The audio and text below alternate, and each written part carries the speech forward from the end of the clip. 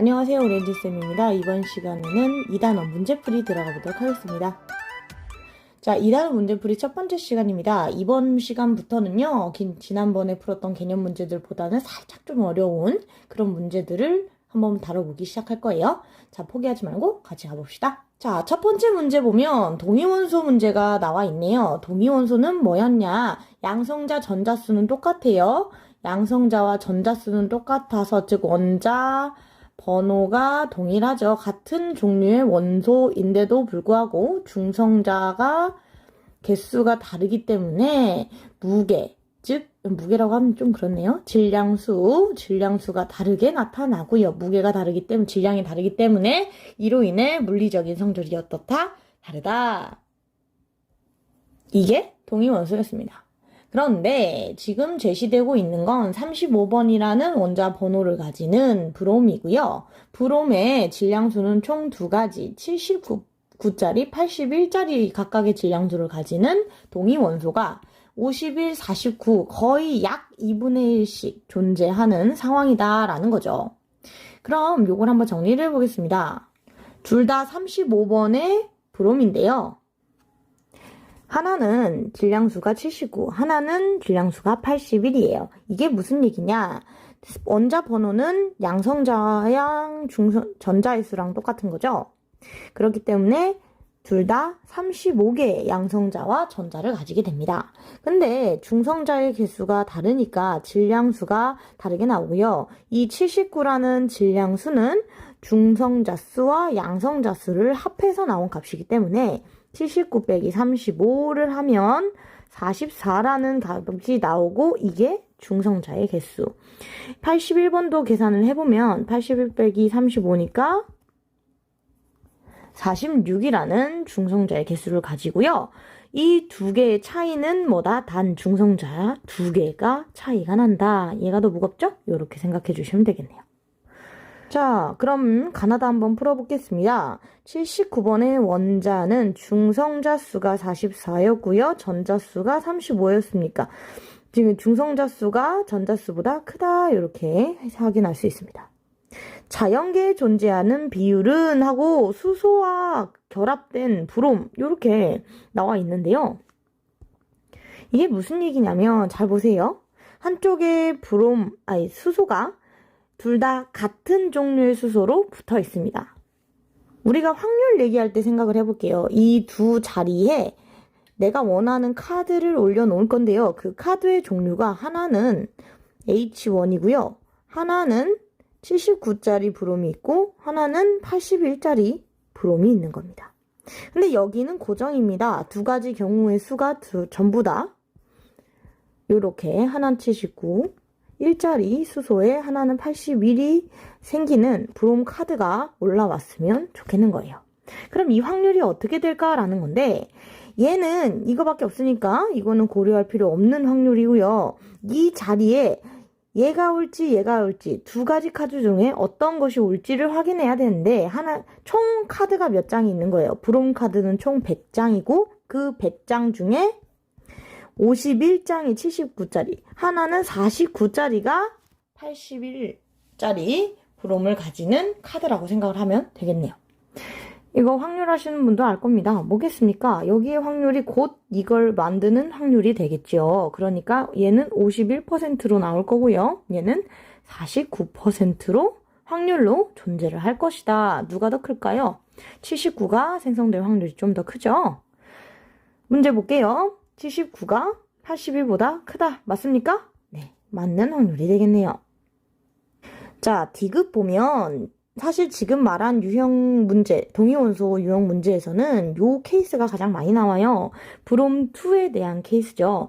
이게 뭘 의미하는가 확인을 좀 해볼게요. 자연계에 존재하는 비율을 물어봤는데 이번에는 79짜리 브롬이 두 개 만나서 생기는 브롬2 79 요렇게 되어 있는 거죠. 하나는 브롬2 맞아요. 둘 다 브롬이니까 브롬2긴 한데 하나는 79 하나는 81이 올 경우인 거죠.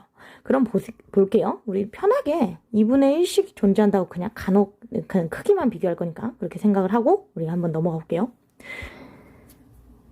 이번에도 자리는 두 자리 하나는 브롬이 올 거고 다른 하나도 브롬이 올 건데 카드가 준비되어 있는 건 총 몇 개? 두 장이다. 2분의 1이다. 우리 생각을 할 거니까. 79에 브롬이 있고 81에 브롬이 있습니다. 여기 있는 카드를 꼭 뽑아가지고 여기 79에 브롬이 오고 여기도 79에 브롬이 오는 케이스를 생각을 해볼게요. 그러려면 둘 중에 잘 뽑아야 되겠죠? 여기에 79짜리 브롬이 올 확률은 2분의 1. 다시 한번 79짜리의 브롬이 올 확률은 다시 2분의 1입니다. 그럼 곱하면 4분의 1이겠죠? 그죠? 4분의 1의 확률로 79짜리 브롬 2가 생성이 되겠네요. 그럼 다른 확률도 생각을 해봅시다. 한쪽이 79고 나머지 한쪽이 81이 되는 확률을 생각을 해보면 이 역시도 2분의 1 곱하기 2분의 1인데요. 선생님 그럼 똑같네요 할 수 있지만 여러분 수학 열심히 확률과 통계하시는 분들은 알 수 있을 겁니다. 여기 자리 바꿀 수도 있죠. 선생님 문제에서는 앞에가 79 브롬 뒤에가 81 브롬이라고 되어 있는데요. 상관없습니다. 화학에서는 그 자리가 중요한 게 아니라 결과적으로 브롬 2가 나왔을 때 총질량이 중요한 거고요. 79, 81이 어디 자리에 있는지는 중요하지 않아요. 그렇기 때문에 79랑 81이 만날 수 있는 확률을 확인하시면 되는 거죠. 79랑 81이 만날 확률은 총 2배가 되겠습니다. 이 4분의 1에 한 번 더 이렇게 될 확률이 더해지는 거죠. 합산하면 2분의 1 확률이겠네요. 자, 여기서 제시된 건 51%와 49%를 쌤이 임의로 2분의 1로 나눠서 생각을 했기 때문에 약 2분의 1, 약 4분의 1이 되겠네요. 그래도 충분히 어떤 케이스가 더 크다는 걸 확인할 수 있습니까? 요 케이스, 브롬2가 더 크다는 거 확인할 수 있습니다. 여러분, 요런 문제 유형들이 상당히 많이 나옵니다. 내가 원하는 어떤 원소 X가 있는데 X의 원자량이 총 2가지고 그러면은 X2는 어떠한 확률로 자연계에 존재를 할 것인가 그리고 그 개수를 찾아라 뭐 이런 것들이 나옵니다. 브롬2로 얘기를 드리자면 79 브롬이 있고 81 브롬 이 두 가지의 브롬이 있기 때문에 브롬이 총 몇 개? 79짜리 브롬 2개가 붙었을 때 79랑 81짜리 브롬이 각각 한 개씩 붙어가지고 만들어졌을 때 그리고 81짜리가 2개가 붙었을 때도 있겠죠. 총 3가지의 질량을 가지는 브롬 기체가 브롬 2가 존재한다는 거고요. 각각이 약 4분의 1, 4분의 1 그리고 2분의 1만큼의 확률로 존재를 한다는 거. 이런 식으로 제시된 것에 존재할 확률을 계산해 주는 거 잊지 마세요. 잘 하셔야 됩니다. 그럼 답은 몇 번이 되겠습니까? 크다가 아니라 작다가 되겠고요. 답은 3번이 되겠네요. 자, 여러분 두 번째 문제 들어가 보도록 하겠습니다. 3가지 이온에 대한 얘기고요. 이온에 각각 뭘 나타내느냐? 양성자, 중성자, 전자수를 나타낸다. 이런 문제 유형 상당히 많을 거고요. 연습하면 충분히 풀 수 있는 문제 유형 중에 하나입니다. 어떤 식으로 풀어야 될까요? 일단 쌤의 개인적인 접근 방식을 좀 알려드리면 물어보고 있는 게 이온인지 원자인지를 먼저 파악하셔야 됩니다. 만약에 원자일 경우에는 정기적으로 중성이기 때문에 항상 어떨까요? 양성자의 수와 전자의 수가 동일하고요. 원자 번호가 그걸 알려주게 됩니다. 그런데 만약에 이온이라 하면 어떻게 돼? 중성이 아니라 하나는 양이온, 하나는 음이온이 될 확률이 있는 거죠. 그러면 양이온일 때는 어떻냐? 양성자의 수보다 전자의 수가 작죠. 왜? 전자를 잃어버리니까요. 음이온은 그 반대로 양성자의 수보다 전자의 수가 많아지는 이런 경향을 가지게 되고요. 양성자의 수가 곧 원자 번호가 되지만 전자의 수랑 원자 번호가 같을 수는 없는 상황이 되게 됩니다.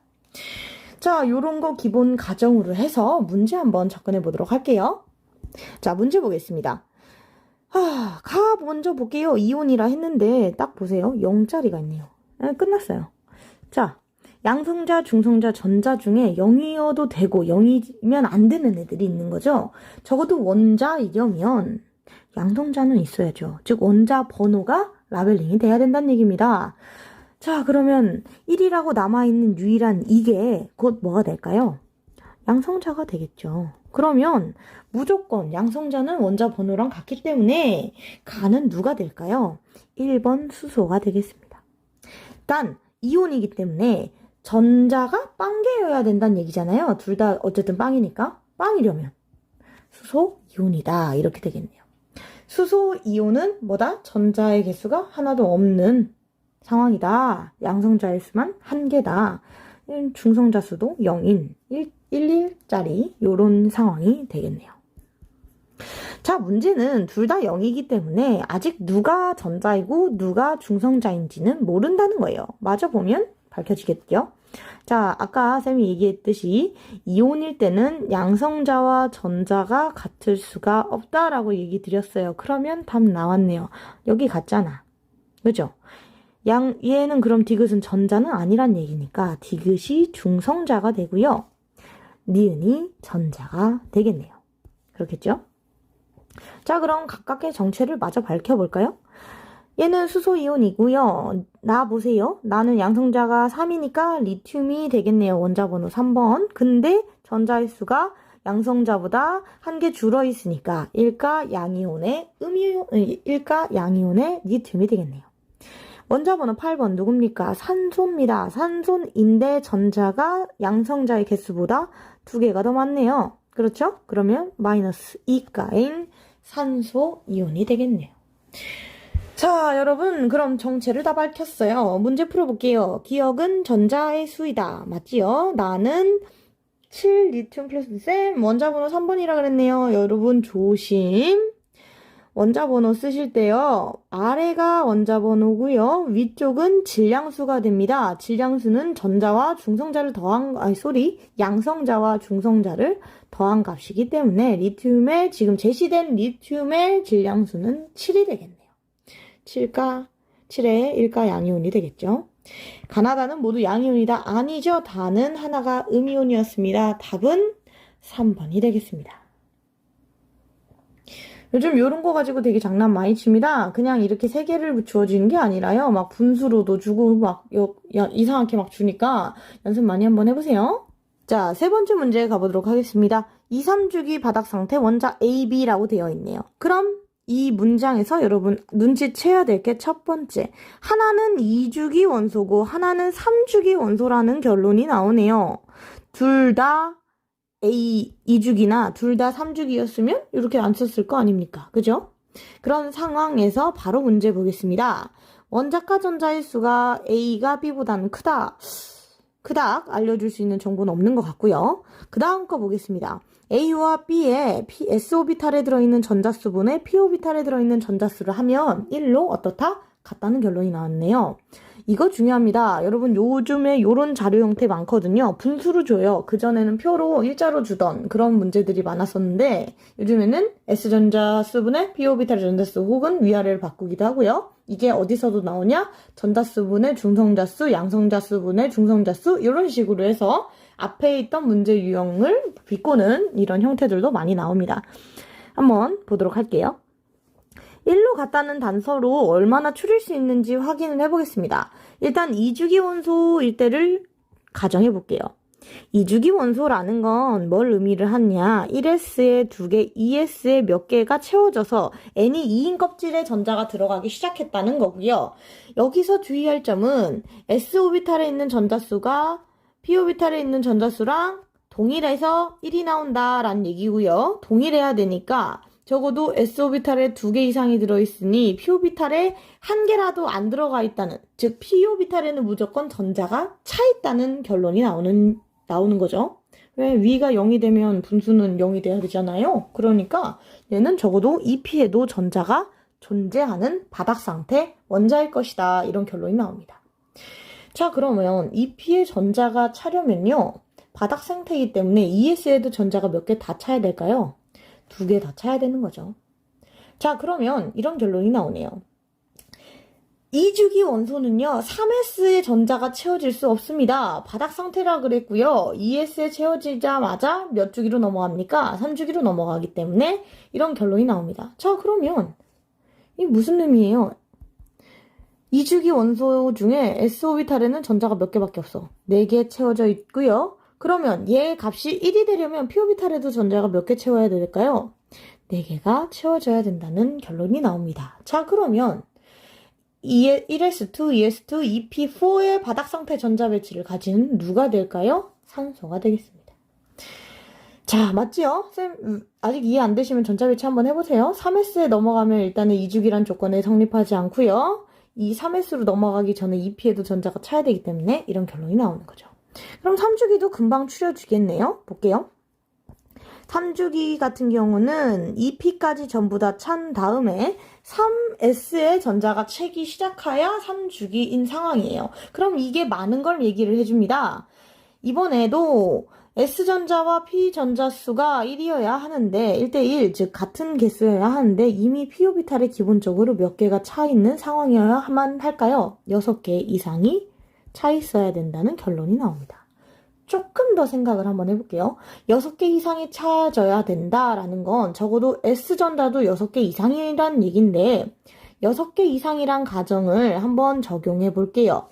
1S에 2개, 2S 2개, 2P에 몇 개여야 됩니까? 2개여야만 6개 이상 아닙니까? 그러면 만약에 쌤 3P에도 채워질 수 있잖아요 하면은 여기 6 이상이 넘어가 버리고요.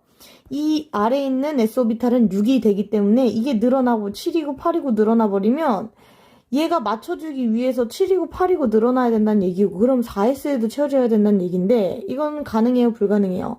불가능하죠. 몇 주기가 돼버립니까? 4주기가 돼버립니다. 그렇기 때문에 3P의 전자가 더 이상 찰 수 없어요. 즉 6 이상의 값을 P전자가 P오비탈을 태워져 있는 전자의 수가 6 이상을 넘을 수가 없는 거죠.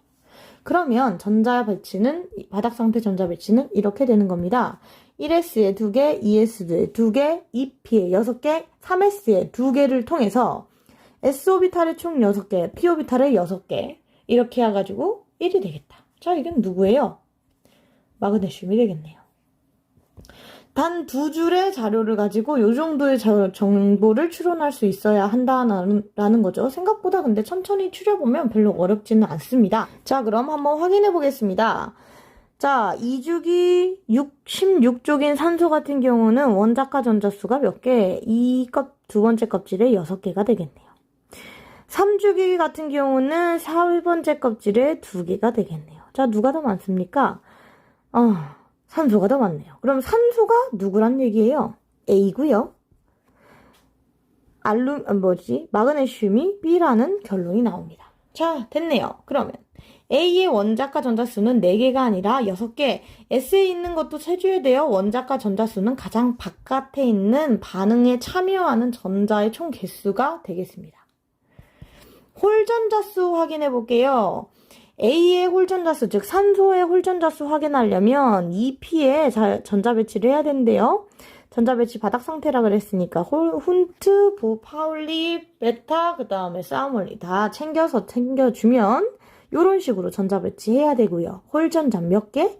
2개가 되겠네요. B인 마그네슘 같은 경우는 이 3S의 2개가 나란히 이렇게 차기 때문에 홀전자수는 몇 개다? 0개가 되겠고요. 누가 더 큽니까? A인 산소가 더 크다라는 게 맞는 보기가 되겠네요.